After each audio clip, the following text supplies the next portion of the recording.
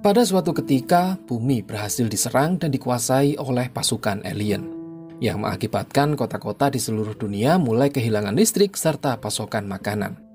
Dan satu-satunya jalan agar manusia memiliki kesempatan untuk bertahan hidup, para pemerintah setempat terpaksa membiarkan para alien mengambil status kekuasaan. Sementara itu, di kota Chicago, keluarga Drummond sedang mencoba melarikan diri dari kekacauan kota menggunakan mobil. Walaupun sang ayah adalah seorang detektif, namun para petugas polisi tetap menghentikan mereka dan mengingatkan sang ayah akan perintah yang telah diberikan. Menolak untuk mengikuti perintah tersebut, sang ayah memutar kendaraannya dan mencoba menemukan rute pelarian yang berbeda sembari mengatakan kepada anak-anaknya kalau mereka perlu kembali berkumpul untuk melakukan perlawanan. Namun, ketika sampai di sebuah jalan, tiba-tiba sesosok alien menghadang dan lantas membunuh sang ayah serta istrinya tepat di hadapan kedua anak mereka yang bernama Rafael dan Gabriel.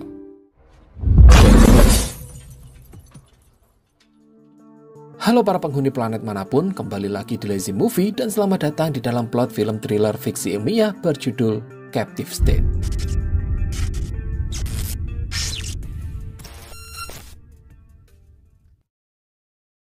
Berselang 9 tahun kemudian, dunia telah sepenuhnya tunduk pada pemerintahan alien yang dikenal sebagai para legislator. Mereka mengatur pemerintahan di sebuah habitat bawah tanah yang disebut sebagai zona tertutup. Hanya ada beberapa pejabat tertentu yang ditunjuk secara khusus yang memiliki akses untuk bisa memasuki tempat tersebut. Satuan militer telah dihilangkan dan digantikan dengan kelompok polisi khusus yang diwajibkan bertindak lebih keras kepada manusia-manusia yang melanggar peraturan. Selain dipaksa untuk membantu alien mengeksploitasi sumber daya bumi, orang-orang juga ditanami serangga asing di leher mereka yang berfungsi sebagai alat pelacak. Dan siapapun yang berani melanggar peraturan akan dihukum mati atau setidaknya dideportasi dari bumi tanpa pernah bisa kembali lagi. Semua media digital menjadi sangat terbatas dan hanya bisa diakses oleh para pejabat yang ditunjuk. Kota Chicago telah benar-benar dikurung dan sedang berada di bawah darurat militer. Sehingga hal ini mengakibatkan munculnya kelompok pemberontakan yang dikenal dengan sebutan Phoenix. Kelompok ini sempat meluncurkan serangan ke zona tertutup, dan walaupun usaha tersebut dianggap gagal, namun mereka belum menyerah untuk merencanakan aksi-aksi selanjutnya. Sementara itu, Gabriel Drummond memulai rutinitas hariannya setelah menghabiskan malam bersama pacarnya yang bernama Rula. Tanpa dia sadari kalau selama ini sebenarnya dia sedang diawasi secara diam-diam oleh seorang polisi bernama Komandan William Mulligan. Meninggalkan apartemen, Gabriel bertemu dengan temannya yang bernama Jurgis untuk secepatnya bergegas keluar dari lingkungan ini. Sebelum beberapa mata-mata serta drone-drone alien yang sedang mengawasi dari langit melihat mereka melakukan sesuatu yang mencurigakan. Di sisi lain, Mulligan yang saat itu sedang membaca surat kabar menemukan adanya logo Phoenix di dalam barisan iklan. Dia kemudian menandainya menggunakan spidol merah lalu pergi ke sebuah rumah bordir yang memiliki logo Phoenix di dindingnya. Di sana dia bertemu dengan seorang wanita penghibur bernama Priscilla yang lantas memberikan sebuah kotak kecil kepada Mulligan. Segera setelah beberapa perbincangan, polisi itu kembali ke markas, di mana dia memiliki sebuah papan dengan kumpulan petunjuk yang memberikan indikasi kalau kelompok perlawanan Phoenix sebenarnya belum dinetralisir. Dan hal ini sangat bertentangan dengan apa yang telah diinformasikan oleh pemerintah kepada publik mengenai kelompok Phoenix yang dianggap telah mati. Mulligan juga memberitahu rekannya yang bernama Kermot mengenai adanya kemungkinan kalau Phoenix sedang bersembunyi serta berkomunikasi melalui iklan surat kabar. Akan tetapi, Kermot tetap skeptis atas analisa tersebut dan menganggap Mulligan sedang mengejar hal yang sia-sia. Sementara itu, di sebuah gedung terbengkalai, dua anggota Phoenix bernama Charles dan Patrick terlihat sedang melakukan pertemuan. Di mana Charles memberitahu Patrick kalau malam ini tim akan melakukan serangan sesuai dari perintah seseorang yang disebut sebagai sang nomor 1 di kelompok Phoenix. Di saat yang sama, Gabriel tiba di tempat kerjanya yang merupakan pusat klaim data, di mana dia harus mengambil kartu memori dari setiap ponsel yang ada untuk mengunggah semua informasinya ke dalam sistem database sebelum kemudian kartu itu dihancurkan. Di dalam kantin, Gabriel bertemu dengan rekan kerja sekaligus anggota Phoenix lainnya yang memberinya sebatang rokok berisi sebuah informasi rahasia. Setelah itu, Gabriel pergi ke sebuah bangunan terbengkalai dan bertemu kembali dengan Jurgis.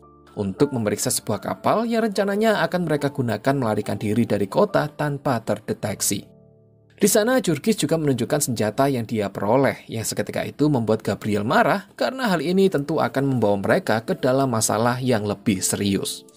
Di saat yang sama, tiba-tiba terdengar suara sirene polisi sedang mendekat yang membuat Jurgis secepatnya melarikan diri.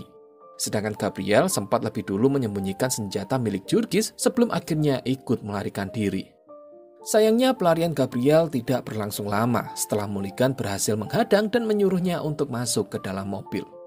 Di sana, Mulligan yang dulunya adalah rekan kerja ayah Gabriel lantas memberi pemuda itu makanan serta memintanya untuk memberikan informasi apapun mengenai kelompok Phoenix. Dan meskipun Gabriel enggan mengatakan apapun, Mulligan tetap membiarkannya pergi sembari mengingatkan agar Gabriel memihak pada sisi yang benar. Setelah itu, Gabriel pergi menemui anggota Phoenix lainnya bernama Raul untuk berusaha menjual informasi yang ada di dalam batang rokok yang dia dapat. Akan tetapi, Raul malah mendorongnya masuk ke dalam mobil serta memasangkan kalung khusus ke leher Gabriel yang berfungsi untuk memblokir deteksi dari serangga pelacak. Dia kemudian dibawa ke sebuah area bernama Wicker Park, tempat di mana serangan pertama Phoenix pernah terjadi. Gabriel kemudian diminta untuk memasuki sebuah bangunan terbengkalai yang seketika itu membuatnya terkejut. Karena ternyata kakaknya yang bernama Rafael yang sebelumnya diberitakan telah meninggal dalam serangan pertama yang dilakukan oleh Phoenix sebenarnya masih hidup. Selama ini Rafael tidak bisa terdeteksi karena dia telah mencabut serangga pelacak yang ada di lehernya. Dan sejak saat itu dia pun hidup di luar jaringan yang memungkinkan dirinya untuk bisa terus menjalankan rencana dari Phoenix dengan lebih leluasa. Karena pada dasarnya, Rafael ingin mengikuti keinginan sang ayah untuk kembali berkumpul dan melakukan perlawanan.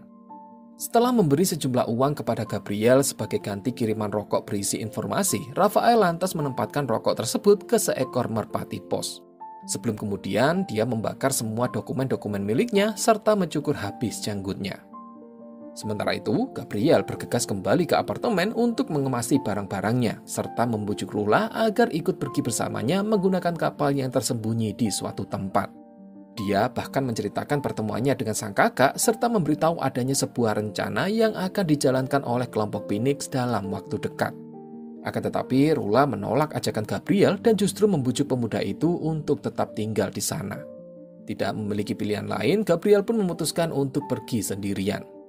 Akan tetapi, begitu dia keluar dari apartemen, ternyata Mulligan telah menunggunya. Hal ini membuat Gabriel segera menyadari kalau selama ini ternyata Rula telah bekerja sama dengan para polisi untuk terus mengawasinya. Segera Gabriel pun berlari ke arah jalanan sempit yang membuat Mulligan harus bergantung pada pelacaknya demi mengikuti pergerakan Gabriel. Hingga sesampainya di tempat parkir yang terbengkalai, suara-suara berisik yang Gabriel buat secara tidak langsung mengundang kelompok drone alien untuk mulai mendekat. Segera Gabriel bersembunyi di pos penjagaan serta mengenakan kalung khusus yang diberikan oleh Raul sebelumnya untuk menghilangkan jejaknya dari pelacak. Di sisi lain, pesan melalui burung merpati yang dikirim oleh Rafael sebelumnya akhirnya diterima oleh anggota Phoenix lain bernama Patrick. Dia segera menyerahkan pesan itu kepada seorang hacker bernama Ivan yang lantas menggunakan kode yang tertera di dalam batang rokok untuk mengakses sistem pengawasan, demi bisa memahami pola penyebaran unit penegak hukum yang ada di kota Chicago. Target mereka adalah wakil wali kota bernama Robert Watts yang malam ini direncanakan akan hadir dalam acara rally persatuan di sebuah stadium. Setelah rencana mereka secara resmi dimulai, Patrick memberikan sebuah koin kepada seorang anak kecil bernama Alex untuk dia gunakan menghubungi Charles menggunakan telepon umum dan memintanya memasang satu iklan lagi di surat kabar. Dari sana pesan pun mulai menyebar kepada anggota-anggota Phoenix yang telah dipilih untuk bergabung dalam misi malam ini. Orang pertama yang melihat iklan itu bernama Michael yang lantas menyampaikannya kepada seorang penyiar radio untuk kemudian memutar lagu khusus. Lagu tersebut didengarkan oleh orang kedua bernama Evan yang lantas pergi dan meninggalkan anjingnya di luar garasi milik anggota lainnya bernama Anita. Setelah berkumpul, ketiga orang itu kemudian mendatangi Harrison, seorang ahli bedah yang mampu mengeluarkan serangga pelacak dari tubuh mereka.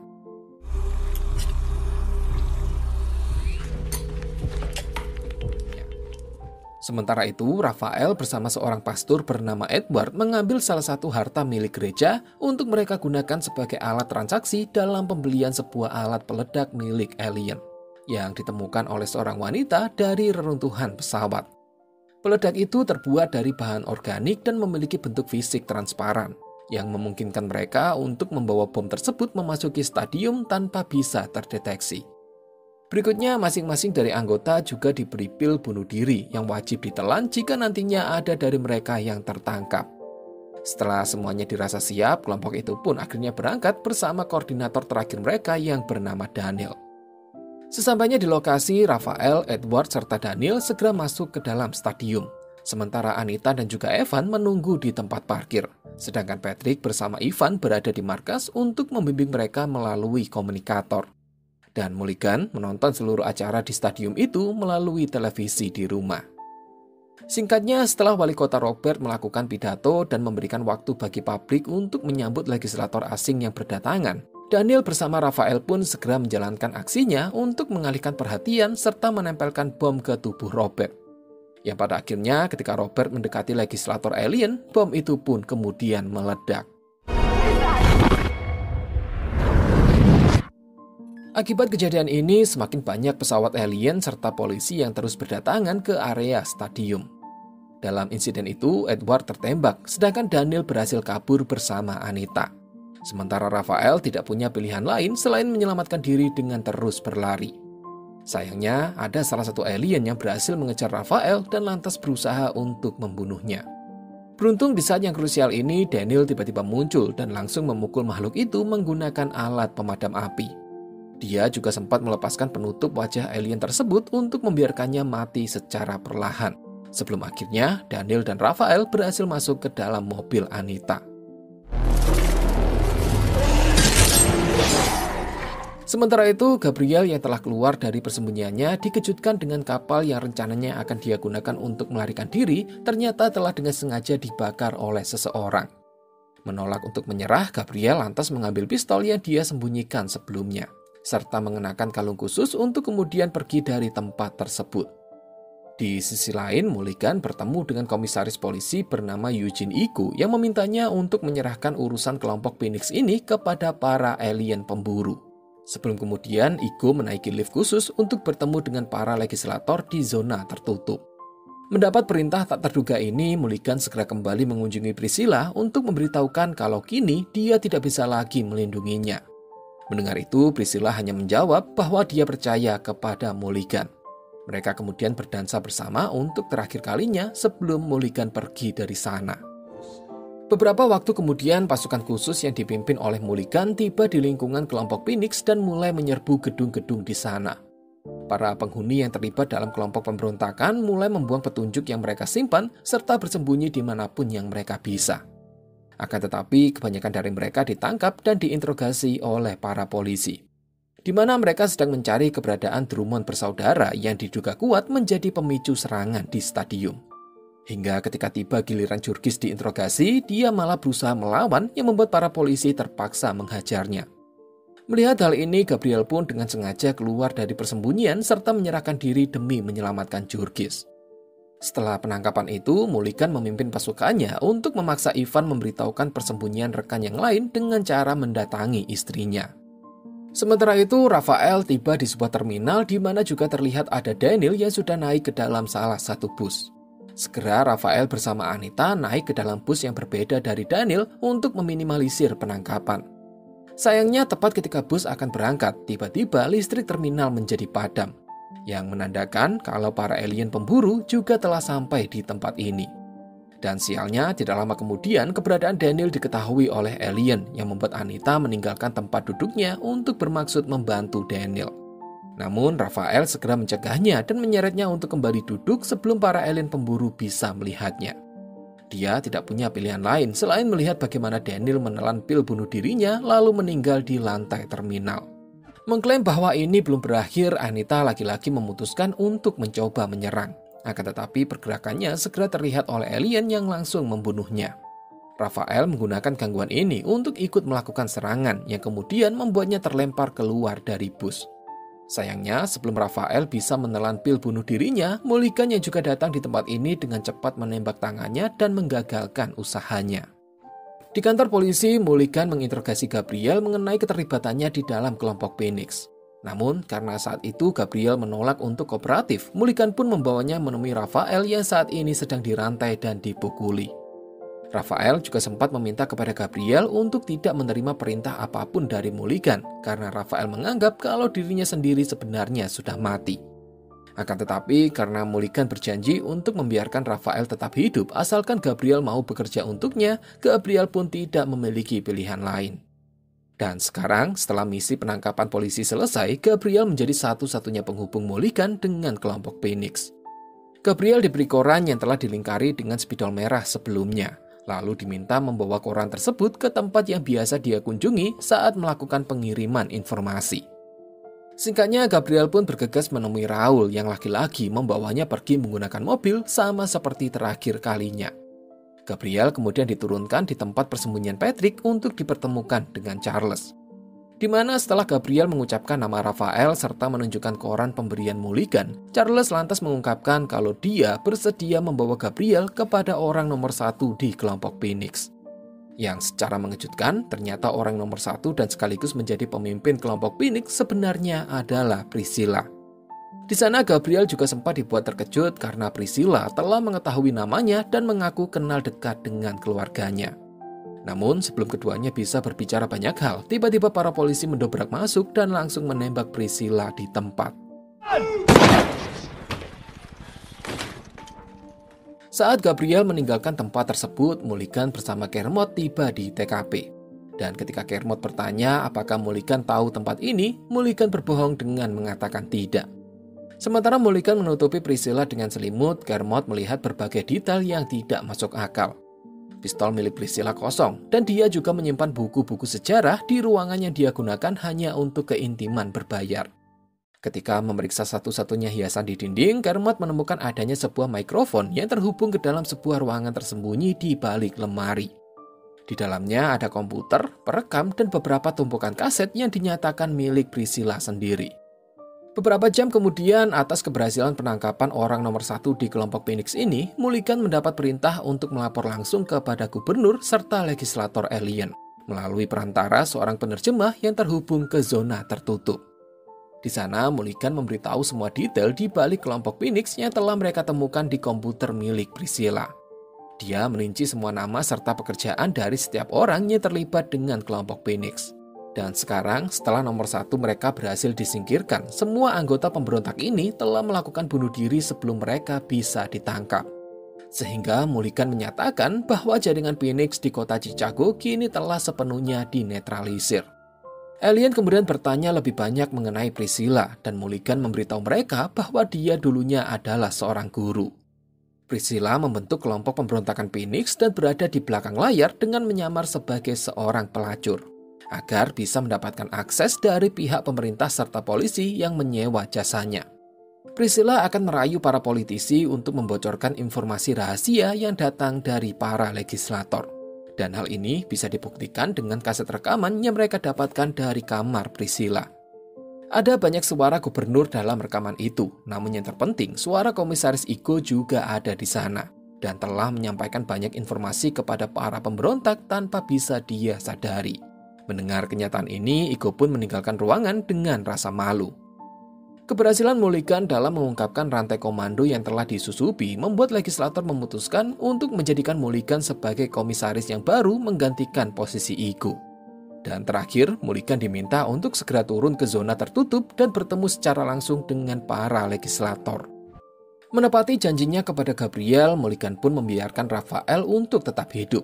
Namun dengan syarat dia harus dideportasi keluar dari bumi. Yang pada akhirnya Gabriel hanya mampu melihat pesawat alien itu membawa kakaknya pergi dengan luka yang jelas terlihat di matanya. Mulligan kemudian menghampirinya dan meminta Gabriel untuk masuk ke dalam mobil. Di sana Mulligan memberinya sebuah kartu memori dari ponsel yang dia dapat di dalam kotak pemberian Priscilla sebelumnya. Gabriel kemudian menghidupkan kartu tersebut di tempat kerjanya dengan menyembunyikannya di dalam mulut. Setelah memasukkan memori itu ke dalam komputer, Gabriel dikejutkan dengan video baby shower-nya. Di di mana orang tuanya menghabiskan waktu bersama sebagian besar anggota Phoenix. Mulligan juga ada di sana dan saat itu dia diperkenalkan dengan rekan kerja Ibu Gabriel yang ternyata adalah Priscilla. Ini menjadi jawaban tentang bagaimana Priscilla bisa mengenal dan mengetahui Gabriel. Rekaman terakhir dengan Mulligan memberitahu Gabriel bahwa dia memiliki keluarga besar dan masa depan adalah miliknya. Gabriel mengambil perkataan ini sebagai inspirasi untuk membawa semangat Phoenix ke dalam aksi berikutnya. Di sisi lain, para polisi sedang mengadakan pesta untuk merayakan promosi yang telah diterima oleh Mulligan. Namun, Mulligan enggan merayakan pesta itu dan memutuskan untuk pergi lebih awal. Dia pergi ke zona tertutup dan sempat menjalani prosedur standar sebelum kemudian memasuki sebuah lift. Yang tidak disadari, Mulligan memasuki tempat itu dengan tubuh yang dipenuhi dengan bom alien yang tidak terlihat. Menunjukkan bahwa ternyata selama ini Mulligan sebenarnya adalah bagian dari kelompok Phoenix. Dan seluruh rangkaian peristiwa sebelumnya adalah rencana matang yang memang disetujui oleh kelompok Phoenix, agar Mulligan diangkat menjadi pejabat khusus dan memiliki akses langsung menghadap kepada para legislator untuk memberi ledakan fatal tepat di hadapan mereka. Yang pada akhirnya berkat pengorbanan inilah zona tertutup di kota Chicago pun berhasil dihancurkan. Dan hal tersebut mengilhami gelombang perlawanan serta protes lain yang mulai pecah di kota-kota besar di seluruh dunia. Dan film pun berakhir di sana. Oke, sampai di sini dulu pembahasan kita kali ini dan semoga kalian gak pusing dengan plot twistnya. Silahkan like kalau suka dengan videonya, silahkan dislike 2 kali kalau tidak suka. Sampai jumpa di video berikutnya dan bye-bye.